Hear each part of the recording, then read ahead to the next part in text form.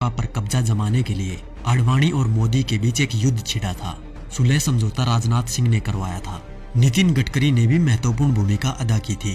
दरअसल हुआ क्या था 7.5 साल पहले, तो चलिए हम आपको बताते हैं कि 7.5 साल पहले झगड़ा किस बात पर था।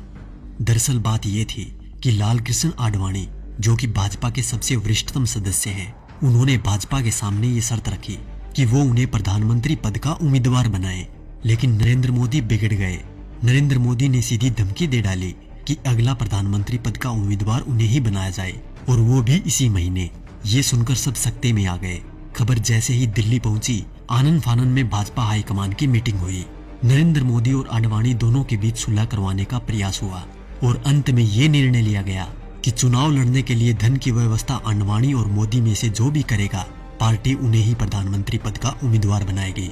अपने 12 साल के गुजरात के शासन के दौरान नरेंद्र मोदी की मित्रता कुछ बड़े उद्योगपतियों के साथ थी, जबकि आडवाणी के साथ ये सुविधा नहीं थी। धन की व्यवस्था करने में नरेंद्र मोदी सफल रहे। अब उसके बाद घटनाक्रम धीरे धीरे बदलने लग गया। पूंजीपतियों ने भाजपा के सामने शर्त रख दी कि भाजपा को तभी धन उपलब्ध करवाएंगे जब नरेंद्र मोदी को प्रधानमंत्री पद का उम्मीदवार पार्टी घोषित कर दे।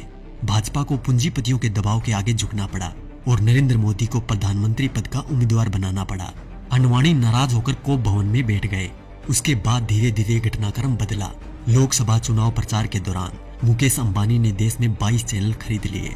इन चैनल को ये निर्देश था कि वो दिन रात मोदी का प्रचार करे, उनकी रैलियों के भाषण लाइव टेलीकास्ट करे और समस्त विपक्षी नेता यानी आज के विपक्षी नेताओं पर तंज कसने के लिए कहा गया। मायावती, अखिलेश, केजरीवाल, राहुल गांधी, सोनिया गांधी, लालू समेत तमाम नेताओं पर तंज कसने के लिए कहा गया। मीडिया ने यह काम बखूबी किया भी। तकरीबन 600 वेबसाइटों को मुकेश अंबानी ने खरीद लिया। नरेंद्र मोदी ने 400 रैलियां की थी।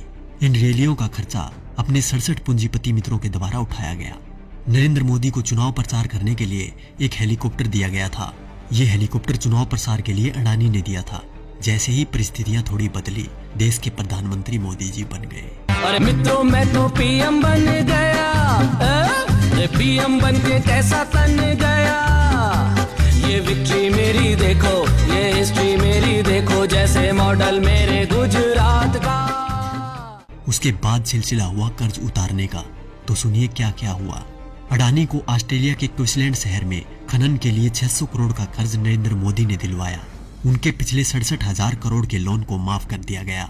मुकेश अंबानी को फ्री में 4G स्पेक्ट्रम दिए गए। इसके अलावा मुकेश अंबानी की कंपनी पर पिछली सरकार द्वारा लगाया गया जुर्माना माफ कर दिया गया। उनके भी कुछ कर्जों का राइट ऑफ कर दिया गया। दैनिक जागरण अखबार ने लोकसभा प्रचार के दौरान नरेंद्र मोदी का बखूबी साथ दिया था, इसलिए इस अखबार के मालिक को मोदी जी ने राज्यसभा में सांसद बना दिया। दैनिक भास्कर अखबार, जिसके मालिक वेदांता कंपनी है, उसको मोदी जी ने छत्तीसगढ़ में कोयले की खदान दिलवा दी। जी न्यूज, जिसने दिन रात नरेंद्र मोदी का प्रचार किया और आज भी कर रहा है, उसके मालिक सुभाष चंद्रा को भाजपा ने राज्यसभा सांसद बना दिया। और अब बात करें किसान और गरीब लोगों की, तो शायद उनके बारे में मुझे बोलने की जरूरत ही नहीं, क्योंकि सभी नेता कोई भी पार्टी का हो एक ही बात बोलता है, कर्ज माफ, लोगों को नौकरी और लड़कियों को सम्मान। तो क्या हुआ भाई साहब, कर्ज तो आप सभी का माफ हो ही गया होगा और नौकरी भी लग गई होगी, आराम से घर बैठकर खाने की। वैसे देखा जाए तो हम जवानों को इस फोन से फुर्सत मिले तब ना। 4G की लहर ऐसी आई है, हमारी आवाज तभी निकलती है जब टिकटॉक और PUBG बैन हो जाए। वैसे भी टिकटॉक के बैन होते ही अंबानी ने 5 बिलियन का ऑफर दे दिया टिकटॉक को कि हमें बेच दो, हम खरीद लेंगे। और रही बात PUBG मोबाइल गेम की, तो PUBG बैन होते ही खबर आई कि हम 4G गेम मैदान में उतार रहे हैं। अच्छी बात है, मेक इन इंडिया होना भी चाहिए, पर शायद अब इस गेम से युवा गलत दिशा में नहीं जाएंगे, क्योंकि इसको गंगा के जल से धोकर लॉन्च किया जाएगा। तो देखा दोस्तों, ये थी खबर। बाकी जो मीडिया दिन रात आपको दिखाता है वो तो सिर्फ उसका प्रचार है।